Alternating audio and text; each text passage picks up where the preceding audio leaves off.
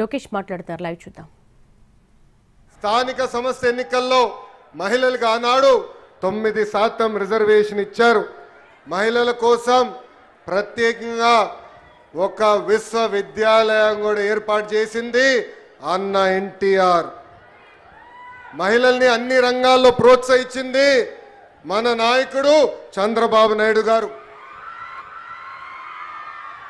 డ్వాక్రా గ్రూపులు ఏర్పాటు చేసిన దగ్గర నుంచి మహిళలకు ఆర్థిక స్వాతంత్రం ఇచ్చారు.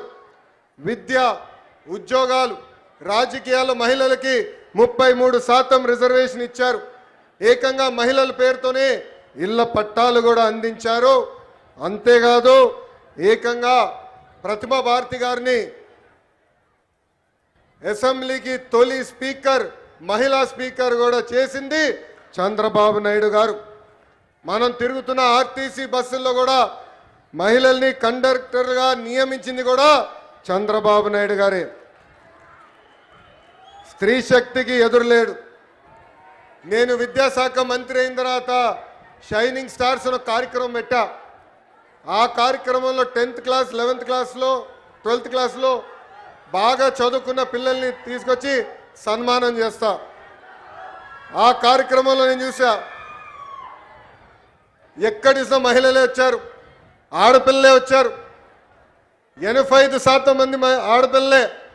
అసలు అక్కడ మగవాళ్ళు ఎక్కడున్నారా అని ఎతుక్కునే పరిస్థితి. ప్రతిపక్షంలో నేను ఉన్నప్పుడు మంగళగిరిలో స్త్రీ శక్తి పేరుతో అనేక సంక్షేమ కార్యక్రమాలు చేశా.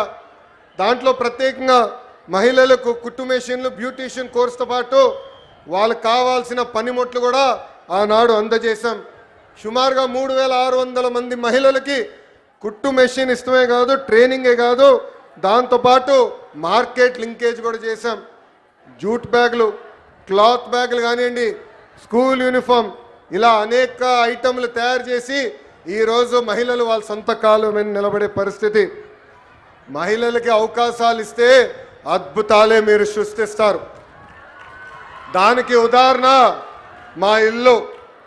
1992లో ఆర్థికంగా సొంత కాళ్ళపై నిలబడాలని ఆనాడు గౌరవ ముఖ్యమంత్రి చంద్రబాబు నాయుడు గారు హెరిటేజ్ అనే ఒక సంస్థ ప్రారంభించారు.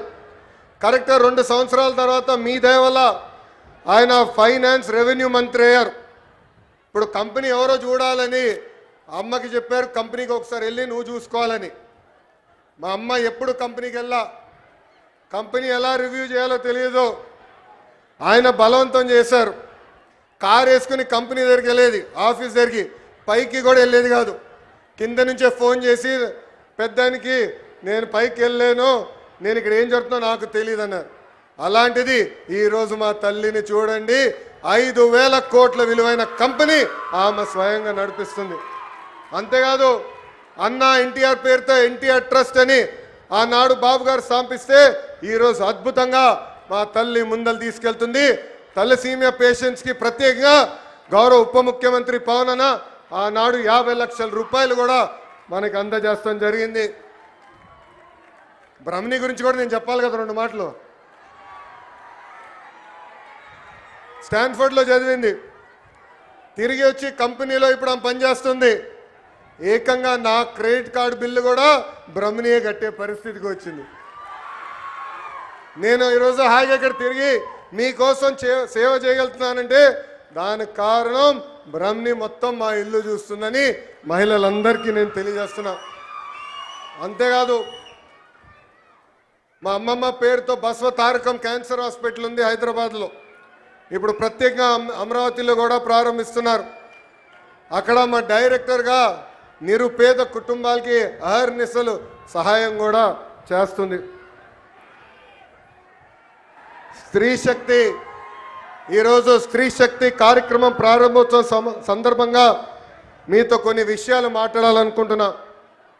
కొంతమంది మహిళల్ని కించపరిచే విధంగా మాట్లాడుతున్నారు. మహిళలు ఎంత బాధపడతారో నేను స్వయంగా నా ఇంట్లో నేను చూశాను. ఆనాడు శాసనసభ సాక్షిగా మా తల్లిని అవమానిస్తే మా తల్లికి 3 నెలలు పట్టింది కోలుకునేదానికి. తెలుగు వాడుక భాషల్లో కొన్ని పదాలు ఉంటాయి.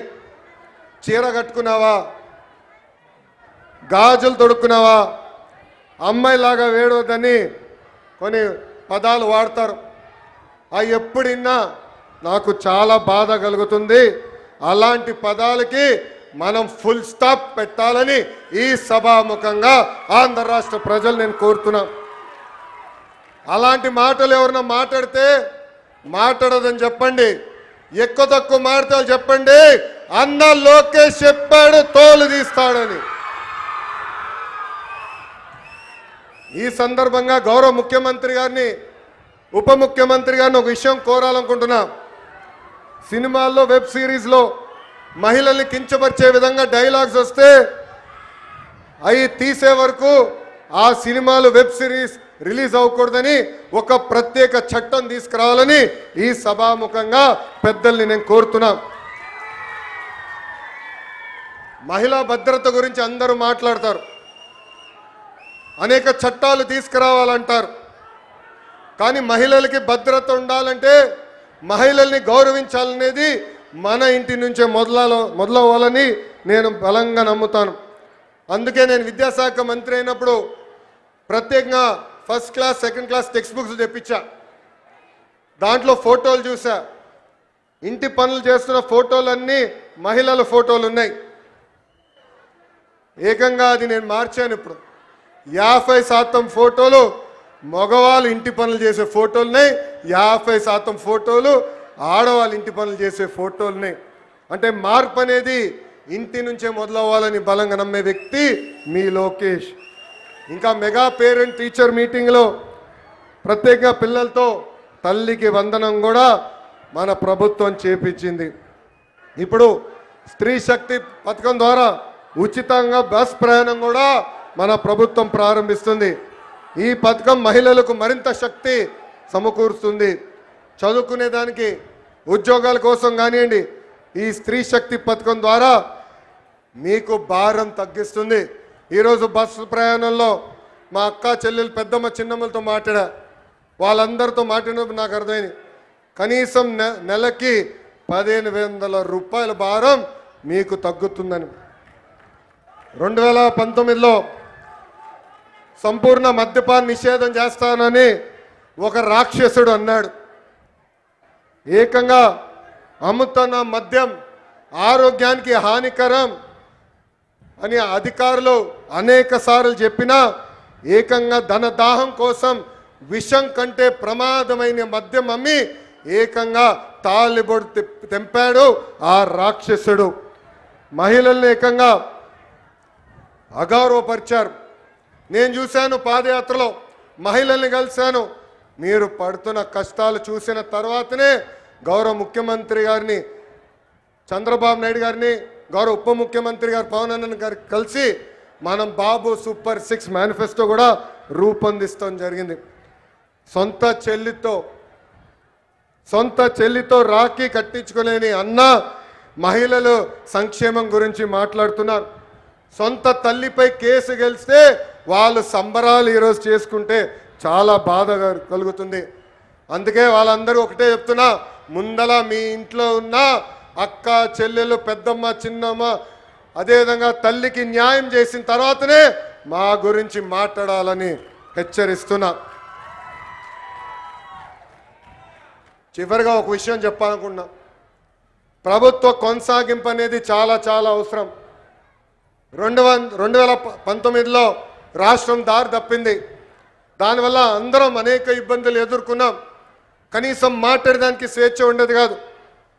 ఆనాడు ముఖ్యమంత్రిగా పనిచేసిన వ్యక్తి ఇట్లా వచ్చి ప్రజల్ని కలిసే పరిస్థితి కూడా ఉండేది కాదు.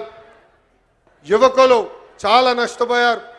మన రాష్ట్రంలో ఉన్న పరిశ్రమల్ని పక్క రాష్ట్రానికి తరిమేసే పరిస్థితి. కానీ ఇప్పుడు ఆంధ్ర రాష్ట్రంలో డబుల్ ఇంజన్ సర్కార్ ఉంది.